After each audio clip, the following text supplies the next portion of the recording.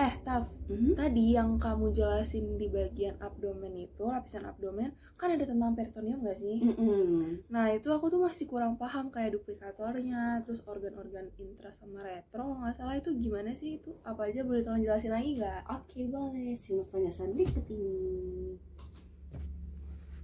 Assalamualaikum warahmatullahi wabarakatuh.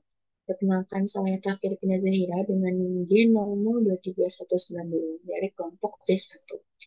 Di sini saya akan menjelaskan lebih lanjut mengenai peritoneum, duplikator peritoneum. Yang pertama adalah peritoneum. Nah, peritoneum ini seperti tadi sudah dijelaskan pada video sebelumnya mengenai lapisan-lapisan pada dinding abdomen itu terdapat dua jenis, yaitu peritoneum parietal dan juga peritoneum visceral. Di mana peritoneum parietal itu melapisi bagian dalam dinding abdomen. Nah, sedangkan untuk peritoneum visceral itu akan melapisi langsung permukaan organ viscera abdominis. Nah, baik cuma sebagian permukaan atau bagian anteriornya aja yang disebut organ retroperitoneal, ada juga yang melapisi seluruh permukaan organ yang disebut organ intraperitoneal. Nah, kedua lapisan ini, peritoneum visceral dan peritoneum parietal itu akan membentuk sebuah kapum yang disebut kapum peritonei atau peritoneal cavity.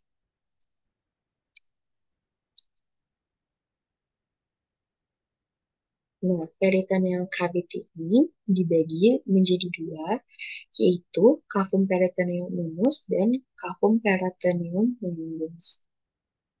Nah, keduanya ini akan dihubungi oleh foramen epithelika Winslowi. Ini adalah gambar lebih jelas mengenai foramen epithelika Winslowi.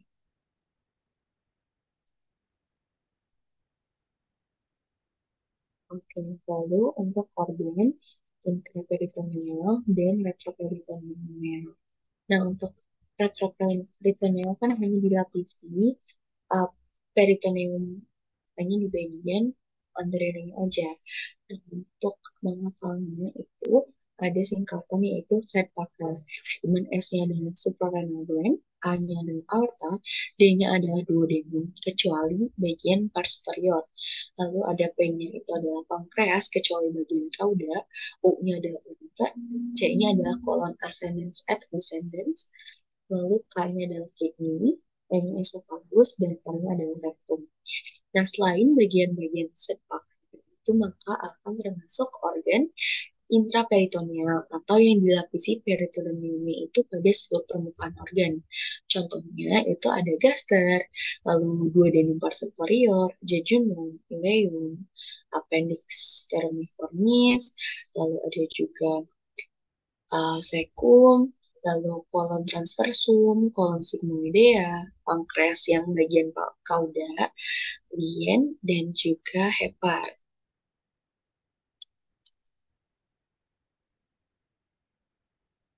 Oke, lalu selanjutnya adalah mengenai duplikator peritoneum. Nah, duplikator peritoneum ini adalah alat menggantung peritoneum yang dia tuh berbentuk lipatan yang membentang dari peritoneum parietal ke peritoneum visceral, jadi organ yang digantungnya. Yang pertama adalah mesenterium. Mesenterium adalah suatu lipatan ganda peritoneum yang luas, bentuknya seperti kipas yang menghubungkan jejunum dan ileum dengan dinding posterior abdomen. Sederhananya, mesenteri ini adalah penggantung yang melekatkan viscera atau organ dalam dengan dinding abdomen posterior. Nah, mesenteri ini um, memiliki isi yaitu pembuluh darah, saraf, dan limfe untuk organ-organ yang digantungnya. Lalu terdapat juga mesokolon. Nah, mesokolon transversum dia bakal menghubungkan kolon transversum dengan dinding posterior dari abdomen. Nah, untuk mesokolon sigmoideum dia bakal ngelekatin kolon sigmoideum pada dinding abdomen. Jadi sesuai dengan namanya ya, masuk kolon transversum dia akan membentuk kolon transversum, kalau masuk kolon sigmoideum, dia akan menggantung kolon sigmoideum. Oke, lanjut ke omentum. Nah, kalau omentum itu adalah lipatan peritoneum yang membentang dari gaster ke proximal duodenum. Lalu ke organ sekitarnya untuk mendekatkan organ-organ di dalam cavitas abdominalis. Nah, omentum ini ada dua jenis. Yang pertama adalah omentum maius dan juga omentum minus.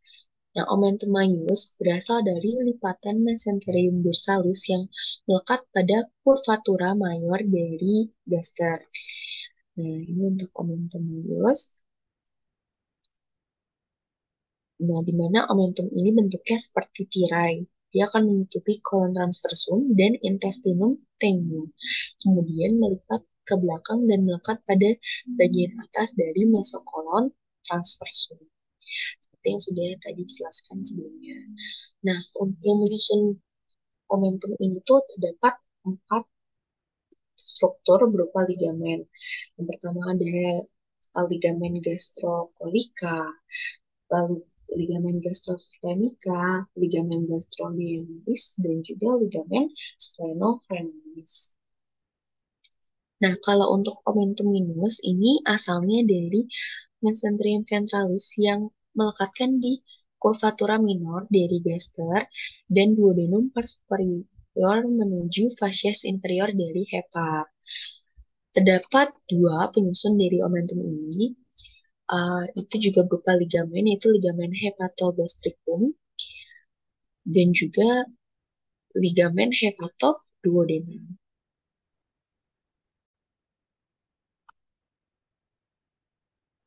Nah, ligamentum adalah lipatan peritoneum yang melekatkan organ dengan organ lain atau ke dinding posterior dari abdomen. Nah, kalau pada bagian abdomen terdapat uh, dibagi menjadi dua. Yang pertama adalah yang menghubungkan hepar, yang kedua adalah yang menghubungkan gaster. Nah, untuk yang menghubungkan hepar itu terdapat 3 ligamen. Yang pertama adalah ligamen hepatoduodenal dan ligamen hepatogastrik. Di mana ini juga adalah ligamen yang menyusun dari omentum minus. Nah, terdapat satu lagi yaitu ligamen falciform. Nah, di mana ligamen falciform ini akan menghubungkan hepar ke dinding abdomen bagian anterior. Lalu untuk ligamentum peritoneum pada gaster itu terdapat 3 ligamen. Yang pertama ada ligamen gastrosplenica yang menghubungkan gaster dengan lumen, ligamen gastrocolica yang menghubungkan gaster dengan kolon transversum, dan juga ligamen gastrohepatica yang menghubungkan gaster dengan hepar. Nah, lalu ada satu lagi yaitu ligamen gastrofrenica yang akan menghubungkan gaster dengan bagian diafragma. Jadi dia namanya itu akan sesuai dengan organ yang dihubungkan. Oke, lebih lanjut lagi mengenai foramen epiploica Winslowi, greater sac, dan lesser sac. Nah, jadi greater sac atau cavum peritoneum mayor ini bagian yang ditunjuk oleh warna pink, dan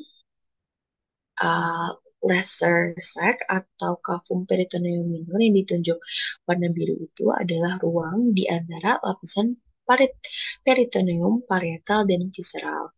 Disebut juga sebagai cavum peritoneum. Nah, greater sac itu dia membentang lebih luas. Dia membentang dari diafragma sampai ke daerah pelvic. Nah, sedangkan kalau laser sac itu dia letaknya di posterior omentum minus dan juga anterior dari pankreas dan duodenum. Nah, kalau misalkan dalam keadaan normal, cavum peritoneum ini akan berisi cairan serusa yang berfungsi untuk melubrikasi permukaan peritoneum, sehingga viscera bisa bergerak satu sama lain tanpa adanya friksi atau gesekan, dan juga memungkinkan gerakan-gerakan digesti. Nah, laser sac dan greater sac ini akan dihubungkan melalui epipleika foramen epiploica Winslowi. Jadi mereka akan berkomunikasi melalui foramen epiploica Winslowi.